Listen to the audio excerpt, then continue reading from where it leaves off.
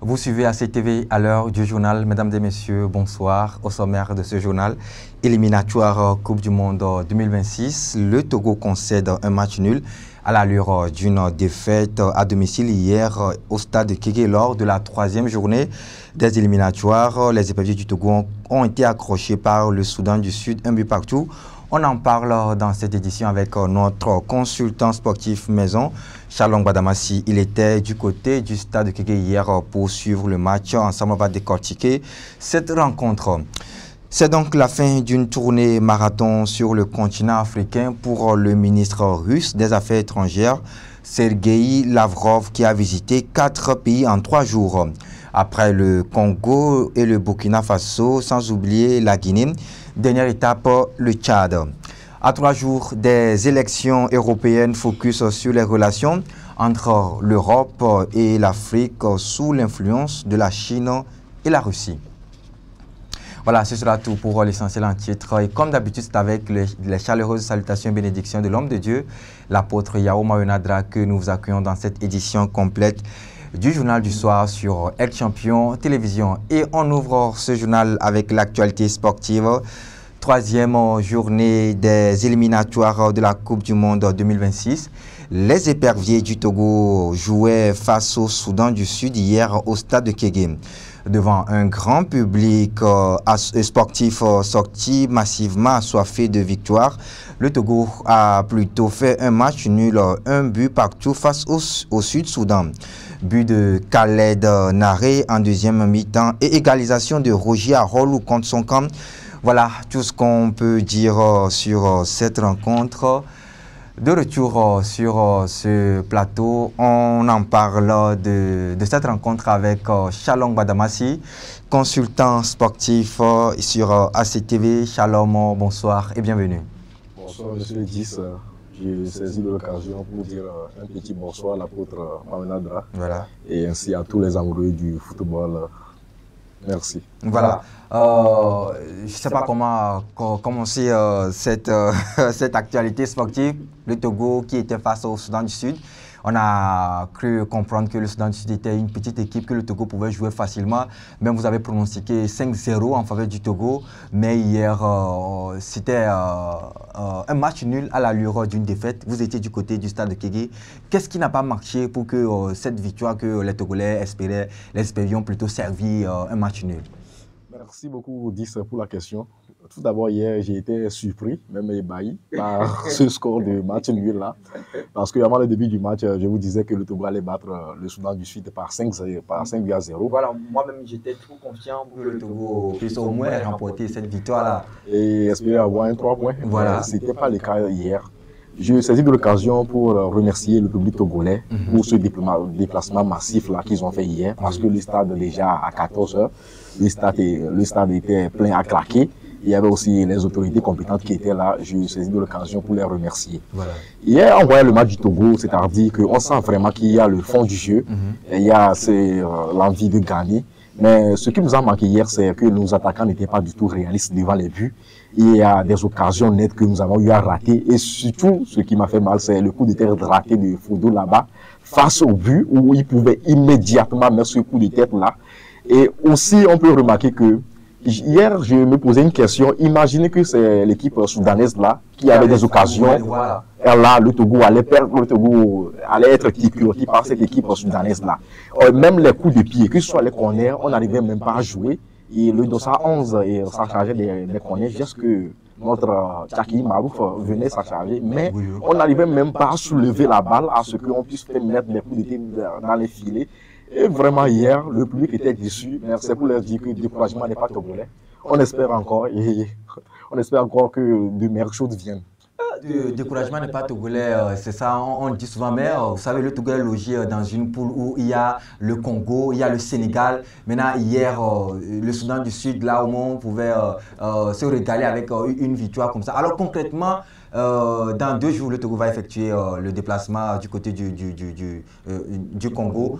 dans votre analyse, vous l'avez si bien dit, il a manqué du réalisme, de la finition au niveau du jeu togolais. Qu'est-ce que les éperviers doivent avoir avec le sélectionneur Paolo Duarte? Qu'est-ce qu'ils doivent corriger pour que, au moins, c'est vrai, décourager n'est pas togolais, mais on va jouer contre le Congo, contre le Sénégal. Moi, j'ai la peur au ventre.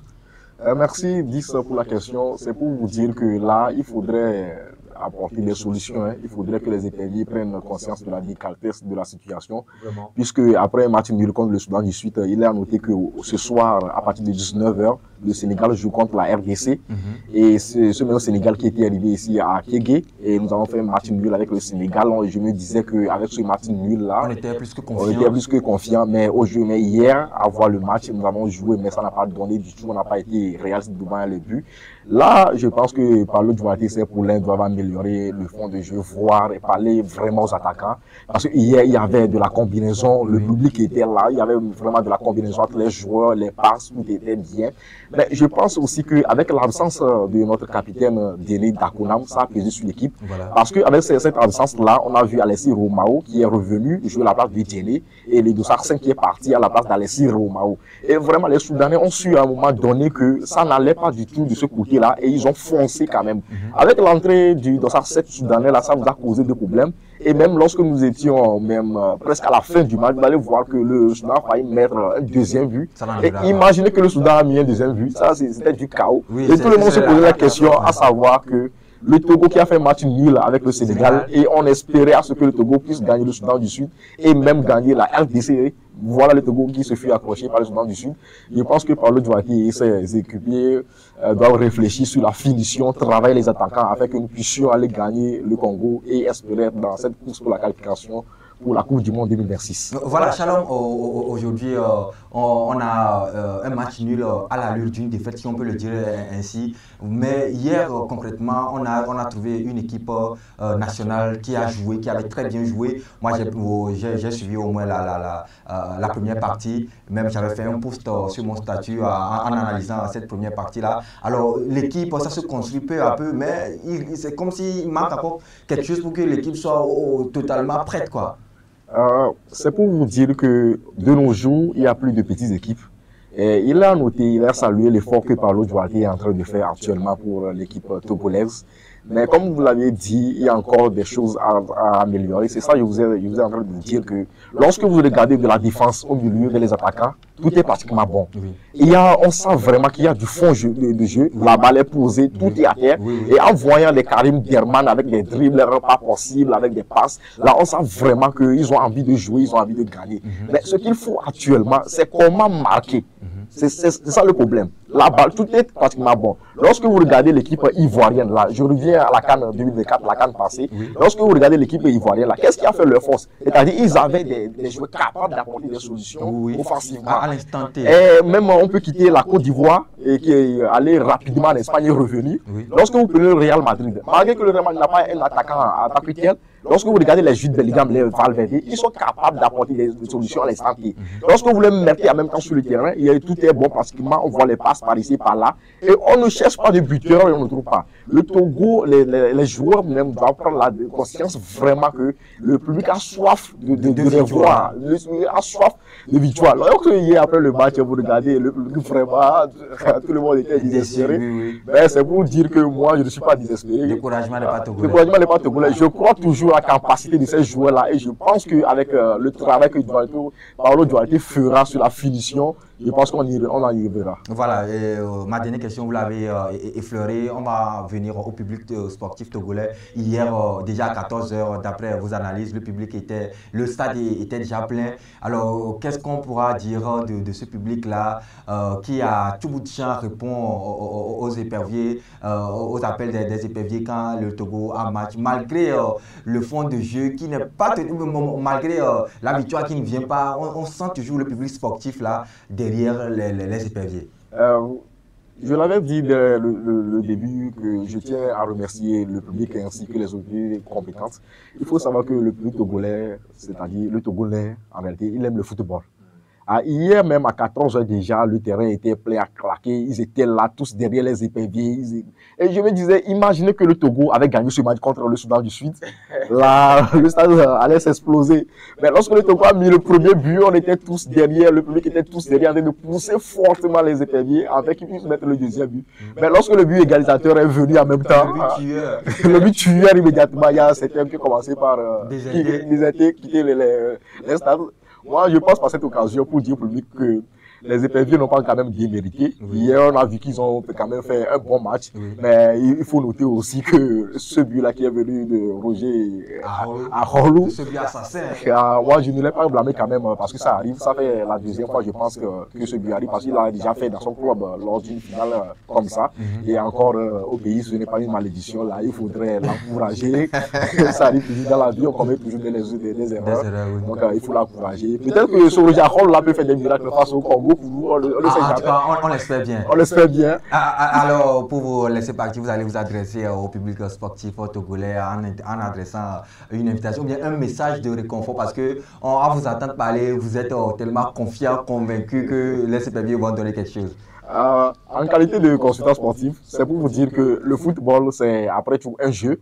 Je retourne toujours en Côte d'Ivoire et imaginez, nous avons tous suivi la CAN ici. La Côte d'Ivoire qui fut éculotée par l'équipe équato-guinéenne à 4-0, où tout le monde était désespéré. Imaginez que le Togo était à cette place-là. Qu'allait faire le public togolais? C'est pour dire que, cher public, ne soyez pas découragés. Dans la vie, il y a toujours des moments difficiles. Mais il faut savoir que les épreuves ne sont pas la fin de la vie. Ce même Togo-là que nous sommes en train de voir aujourd'hui, nous sommes vraiment un bon fond de jeu, même arrivé à ne pas concrétiser les buts. Je vous assure que dans les années à venir, le Togo sera une meilleure équipe et on peut compter sur lui. Pourquoi pas ne pas rapporter la CAN un jour et aussi faire partie des demi-finalistes d'une Coupe du Monde comme le Maroc. Voilà. Donc, cher public, moi je vous encourage toujours à rester derrière le Togo, à rester motivé, déterminé. C'est au bout de l'effort qu'il y a de la réussite. J'espère que ces joueurs-là, ils y arriveront au bout de leurs efforts. Comme nous sommes sur une chaîne chrétienne, j'ai tendance de dire amen sur vos déclarations. Alors, Shalom Badamassi, consultant sportif également, nouveau président du mouvement national des jeunes leaders. Merci d'être passé sur ce plateau avec vos analyses et consultations. Merci beaucoup, 10. Voilà, j'espère te retrouver le 10 au lendemain du match contre le Congo pour au moins décrypter cette fois-ci la victoire des éperviers. Ça fait plaisir. Voilà. Alors, dans la suite de ce journal, nous restons toujours dans le domaine footballistique en Éthiopie après 2 ans d'un conflit sanglant qui s'est achevé par un accord de paix en 2022. Les footballeurs du Tigré jouent pour gagner, pour reconstruire le pays. Le match de l'équipe Mekele 70 du Tigré contre les ennemis d'hier, plus qu'un simple match, c'est surtout un symbole d'unité. L'entraînement prend la forme d'un ballet. Un ballet de survivants, celui d'hommes réunis sur un terrain de football de Mekele après la guerre. Nous nous sommes opposés les uns aux autres et des frères ont fini par tuer leurs frères à cause de certains politiciens. C'était dévastateur et préjudiciable. En tant que joueurs de football, nous n'aurions pas dû être impliqués. Toute la région du Tigré a été impliquée dans un conflit meurtrier entre 2020 et 2022. Les accords de paix du 2 novembre 2022 ont mis fin aux atrocités entre des rebelles tigréens et les forces gouvernementales. Et début 2023, le gouvernement présentait ici des armes et véhicules rendus par les rebelles, signe de la fin des combats. Aujourd'hui, à Mekele, la vie semble revenue. Mais le nombre de morts est encore inconnu. Le pays a été coupé du monde, les exactions commises à huis clos. Des organisations non gouvernementales ont parlé de ce conflit comme l'un des plus meurtriers du monde. Alors le football doit aider à reprendre le cours de l'existence. Le club de Mekele a donc retrouvé le championnat d'Éthiopie. Et ce jour-là, il joue contre un club rival devant quelques supporters et avec de l'espoir. Nous avons vu des joueurs comme Didier Drogba rapprocher des partis opposés. De la même manière, nous avons fait face à nos défis et le football a une force unificatrice. Les joueurs de Mekele fêtent leur victoire du jour dans leur bus. Et pour Kibrom, c'est un des rares moments sans cauchemar. Son frère et lui ont pris les armes pour rejoindre leurs parents engagés dans la guerre. Son frère est mort, il a dû attendre la fin du conflit pour retrouver ses parents. Sur le champ de bataille, l'intensité du moment masque souvent les émotions. Mais les souvenirs vous hantent une fois rentré chez vous. Chaque jour, il tente de guérir avec ses amis, sa famille et quelques matchs de football. Dans la suite de ce journal, c'est donc la fin d'une tournée marathon sur le continent africain pour le ministre russe des Affaires étrangères Sergueï Lavrov qui a visité 4 pays en 3 jours après la Guinée, le Congo et le Burkina Faso, dernière étape, le Tchad. Lors de l'étape finale de sa tournée africaine, Sergueï Lavrov a tenu une conférence de presse avec son homologue tchadien à N'Djamena, la capitale. Les 2 hommes ont discuté du renforcement de leur coopération militaire, économique et commerciale. Parallèlement, le diplomate russe a critiqué la position des Occidentaux dans la crise ukrainienne. Tiens. Les organisations occidentales ne cherchent pas réellement à préserver la paix. Leur position est claire. Vous devez choisir entre soutenir la Russie ou non. Et si vous choisissez la Russie, nous vous punirons. Voici la position de l'Occident. Cette visite du diplomate russe au Tchad a suscité des interrogations, surtout qu'en janvier dernier, Mahamat Debitno a été reçu à Moscou par Vladimir Poutine. Un rapprochement qui n'est pas du goût de la France qui maintient encore sur place 1 millier de soldats. Selon cet analyste, la Russie rend coup pour coup aux Occidentaux en s'imposant comme une autre alternative dans la lutte contre le terrorisme au Sahel. La question sécuritaire, c'est un point d'entrée. Ça a permis à la Fédération de Russie de prendre pied en République centrafricaine à l'époque, au Mali et dans d'autres pays sahéliens. Et la même dynamique sécuritaire en République démocratique du Congo. La tournée de Sergueï Lavrov en Afrique de l'Ouest et centrale s'est conclue par une rencontre avec le président tchadien fraîchement élu.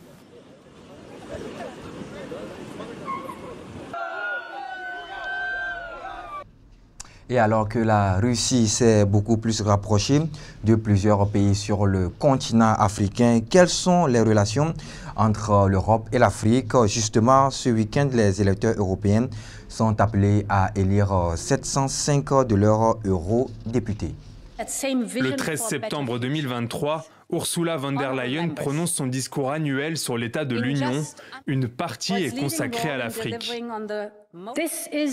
Ces événements concernent directement l'Europe, dans la mesure où ils ont une incidence sur notre sécurité et sur notre prospérité. Nous devons donc faire preuve à l'égard de l'Afrique de la même unité d'intention que celle que nous avons montrée concernant l'Ukraine.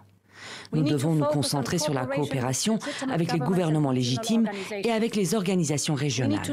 Et nous devons développer un partenariat mutuellement bénéfique, axé sur des problématiques communes à l'Europe et à l'Afrique.